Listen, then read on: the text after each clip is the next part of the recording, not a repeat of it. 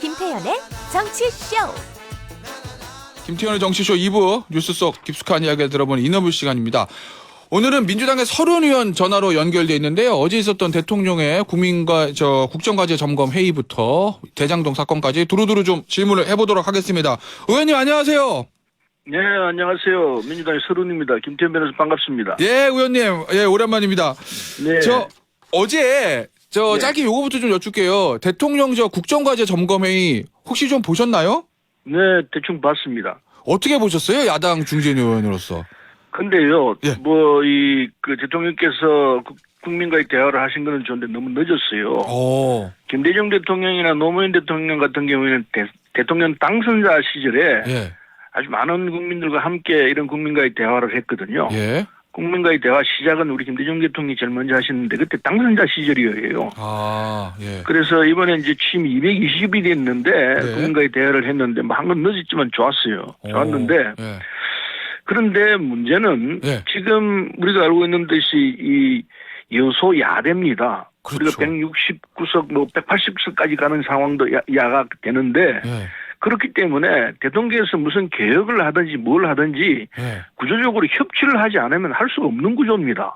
그렇죠. 입법사항이니까. 예. 그렇죠. 법을 통과시켜야 되는데 국회는 다수가 야당이 지고 있는 상황이기 때문에 예. 이런 구조에서는 먼저 대통령이 하셔야 할 일이 여야 함께 협치를 해내겠다. 예. 이걸 국민들 앞에 얘기를 하시고 그걸 직접 몸으로 실천하는 모습을 보이는 게 예. 그게 우선이에요. 그게 안 되면은 예. 3대 개혁을 하겠다고 하지만 그게 가능하지 않거든요. 예. 그럼 말잔치로 끝날 뿐이죠.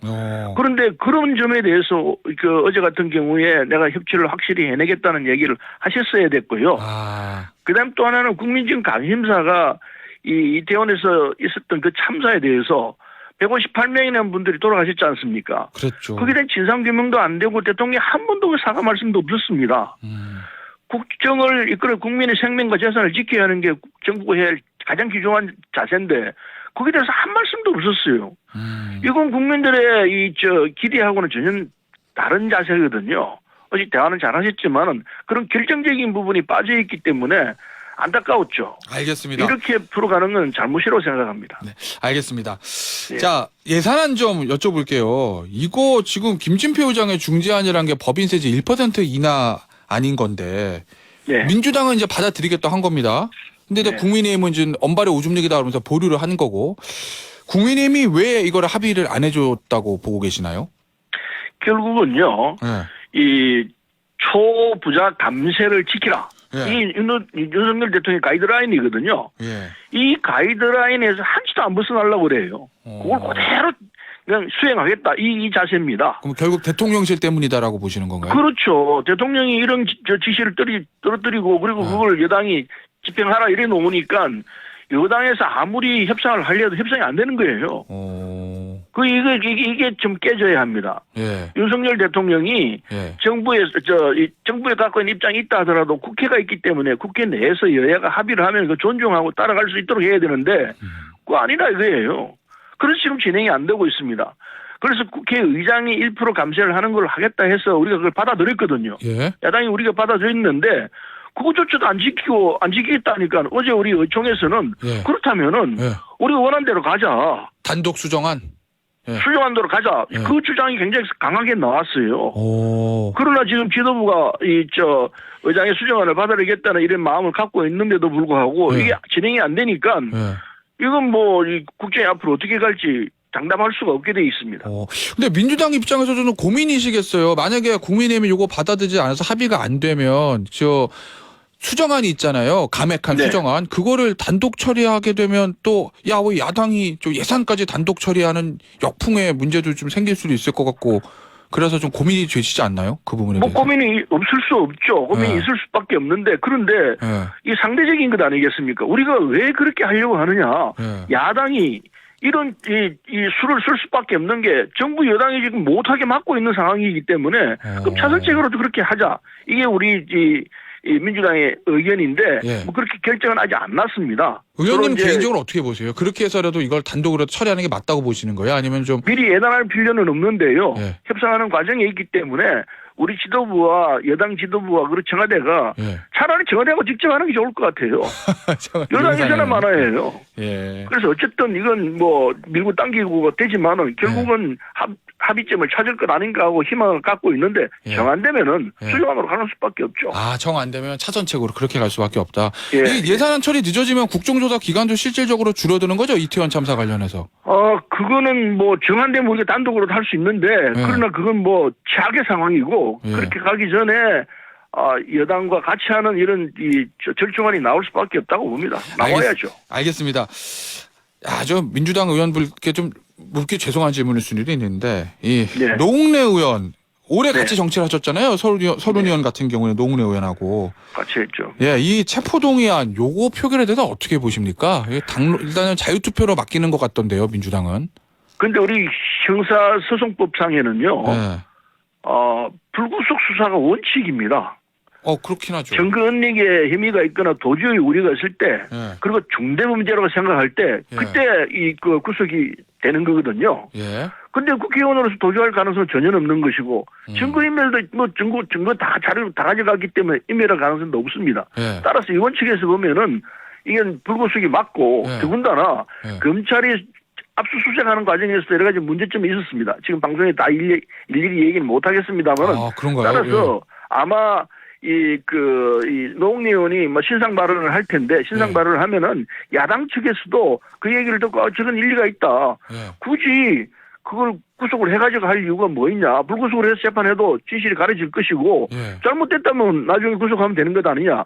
이런 입장이 훨씬 더 많을 거라 생각해서 예. 이 결과는 두고 봐야 되겠습니다만은 잘 모르겠습니다. 예. 일단은 저 당론으로 뭐 부결, 뭐 가결 이렇게 정하는 건 아닌 거죠? 그건 아닙니다. 그 의원들의 각자 판단에 맡기도록 돼 있습니다. 근데 뭐 일각에선 그런 얘기도 조금 나온다면서요. 이 결국은 나중에 검찰이 민주당 입장에서 보면 특히 이제 이재명 대표와 가까운 의원들 입장에서 보면 검찰이 결국 이재명 대표한테도 만약에 요 카드를 언젠가 만약에 쓴다고 가정하면 그때 대비해서라도 이거 부결을 당론으로 정해야 되는 거 아니냐 뭐 이런 의견도 좀 있다던데 맞나요? 그거하고 전혀 상관없이요. 예. 물론 당론 부결하고는 전혀 상관없는 사안이고 예. 아마 이 노웅래 의원이 신상 발언을 어떻게 하느냐에 따라 가지고 그 얘기 들어보면은 저게 맞는 말이다. 예. 저게 좀 과장된 이야기거나 다 판단할 수 있거든요. 예. 의원들이 개별적으로 판단하도록 돼 있으니까 이재명 대표 건하고는 상관이 다를 것이고요. 예. 이재명 대표가 만약에 그런 상황이 빠진다면은 그때는 그때 가서 상황을 보고 판단할 수밖에 없죠. 알겠습니다. 지금 미리 예단할 필요 없습니다. 알겠습니다. 자, 이재명 대표 얘기 좀 해보겠습니다. 최근에 민심 경청 투어에 나섰는데 그 현장에서 이런 얘기를 했다고 합니다. 검찰 수사는 내가 일상적으로 당해와서 뭐 견딜만하다 뭐 이런 취지의 발언을 좀 했다고 하는데 지금 의원님 보시기에는 이재명 대표를 둘러싼 요 대장동 수사 이게 어떤 상황이라고 보시나요? 정말 괜찮은 상황이라고 보시나요? 아니면 좀 위급한 상황이라고 보시나요? 힘들겠죠. 측근들이 다 구속되고 있는 상황이고 예. 또 김만배 씨입니까? 그 양반이 또 자해도 하고 그런 네. 상황이기 때문에 그 김만배 씨 측근들도 좀 다 구속되고 있는 상황이라서 뭐 이재명 대표로서는 뭐 마음이 편하겠습니까? 당연하겠지만은 그러나 이거는 뭐 수사가 진행되고 있으니까 그 결과를 좀 지켜봐야죠. 예. 이 말씀하신 대로 김만배 씨가 어쨌든 극단적인 선택을 했고 뭐 생명에 지장이 없다고 하는데 그걸 어떻게 해석하세요? 뭐 기사 보니까 검찰의 수사가 옥죄어서 그 압박에 대한 항의다. 뭐 이런 얘기도 있고 뭐 이재명 대표에 대한 무언의 뭐 시그널을 보내는 거다. 뭐 이런 해석도 있고 기사엔 그렇게 나오던데. 근데 뭐 제가 이제 김만배 씨를 직접 만나서 얘기를 들어보질 않았기 때문에 모르겠습니다. 예. 그 보도 내용을 보면은 서로 상반되는 부분이 있는 것 같아요. 지금 말씀하신 대로. 예. 그래서 이 결과는 예. 좀 시간이 지나가야 수사가 진행돼야 결과가 나올 것 아닌가. 김만배 씨가 다시 검찰과 같이 대화를 하는 과정에서 뭐 결과가 나오겠죠. 아직은 뭐 섣부르게 얘기하는 상황은 아니라고 생각합니다. 알겠습니다. 의원님 얼마 전에 이재명 대표에 대해서 뭐 이게 떳떳하게 혼자 싸워서 돌아오겠다고 선언하고 당대표 내려놓는 것도 한 방법이다라고 이제 인터뷰에서 말씀하셨던 걸로 제가 기억을 하는데 그 의견 아직도 유지하시고 계신 건가요? 당연하죠. 나는 지금이라도 당대표를 내놓고 그리고 나는 내 혼자의 상황을 해도 당당하게 내가 이길 수 있다. 왜냐하면 내가 잘못을 저지른 게 없기 때문에 그 본인이 제일 잘 알거든요. 그렇기 때문에 너는 당에 누를 끼치고 싶지 않다. 나로 인해서 당이 곤란한 처지에 빠지는 것을 막기 위해서라도 내 혼자라서도 이 상황에 대처할 수 있다. 명명백백히 결백하다면 그렇게 할 수 있다고 생각합니다. 그렇게 해서 국민들로부터 역시 이재명답다 뭐 이런 평가를 받을 수 있도록 하는 것이 지금 정권에서는 최선이 아닐까 이렇게 생각하는데 그 선택은 이재명 대표가 하기 나름이죠. 만약에 이재명 대표가 의원님 저 권고대로 그렇게 하게 되면 그럼 민주당은 비대위 체제로 가는 겁니까? 비대위체로 갈 수 있죠. 지금 누가 당 대표든 할 수 있습니다. 우리 당은 예. 튼튼한 구조를 갖고 있기 때문에 예. 사실은 국회의원 168명 중에서 누가 대표를 맡아 하더라도 예. 훌륭히 끌고 나갈 수 있어요. 그런 역량들은 다 주고 있습니다. 혹시 이낙연 전 대표님은 언제쯤 귀국하실 예정이신가요? 뭐 작년 6월에 가셨으니까 1년 있다가 들어오겠다고 했으니까 예. 내년 6월쯤 되면 들어오시겠죠. 아, 근데 뭐 싱크탱크가 가동한다는 소식도 들리고 서른 의원님께서 아마 윤영찬 의원하고 같이 이낙연 대표 전 대표 만나러 미국 가신다는 보도도 있고 그래서 이낙연 전 대표 활동 시기가 빨라지는 건 아니냐 뭐 이런 관측도 좀 있던데. 그건 뭐 조금 다릅니다. 아, 윤영찬 그런가요? 의원하고 같이 갈지 않을지 아직 결정되질 않았고 예. 싱크탱크가 가동되는 것은 그분들은 전문가들입니다. 예. 이 정책 전문가들이시기 때문에 꼭 누구를 위해서 한다기보다도 서로 의견들을 주고받으면서 더 좋은 정책으로 접근하자 예. 이런 처지에 있는 분들이라서 굳이 뭐 지금 가동을 한다 그거는 상관없이 그분들 1년 내내 정책을 공부하는 분들이라서 서로 모여서 서로 의견 주고받고 하는 게 일상화되어 있는 분들입니다. 특별하게 그냥 의미 부여하는 거는 별로 안 맞다 생각합니다. 의원님은 1월 말쯤에 가시죠? 이제 이낙연 저는 대표. 1월 말쯤 가야 되게 예. 갈 예정입니다. 혹시 가서 뭘 좀 논의하실 건가요? 제가 여쭤도 될까요? 아니 뭐 미국에서 잘하고 계신 집 좀 보고 그리고 격려하고 예. 또 우리 국내에 있는 우리 당원들 격려 좀 해주시라고 하고 예. 서로 인사착하는 거죠. 혹시 앞으로 총선 앞두고 민주당 내 그 비명계 의원들의 어떤 뭐 구심점이 좀 돼달라 뭐 이런 말씀은 안 나누실까요? 뭐 정치적인 이야기보다는 예. 그 서로 안부를 좀 확인하고 그러고 올 예정입니다. 알겠습니다.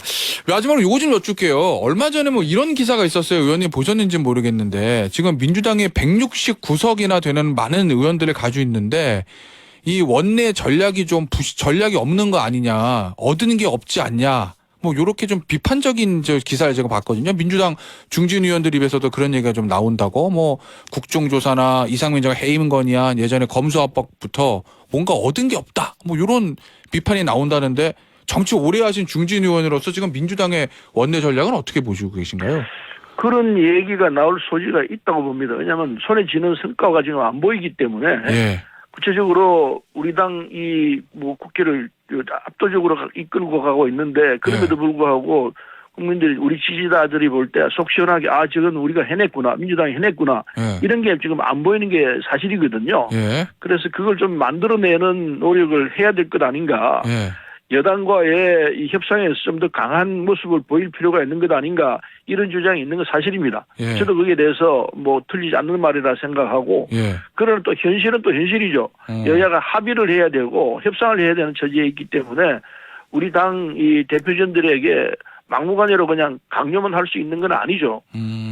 그러나 좀 더 분발하라는 의미에서 이 강경하게 대처하라는 걸 뒷배로 삼고 앞으로 나가라. 이 주문은 분명히 있습니다.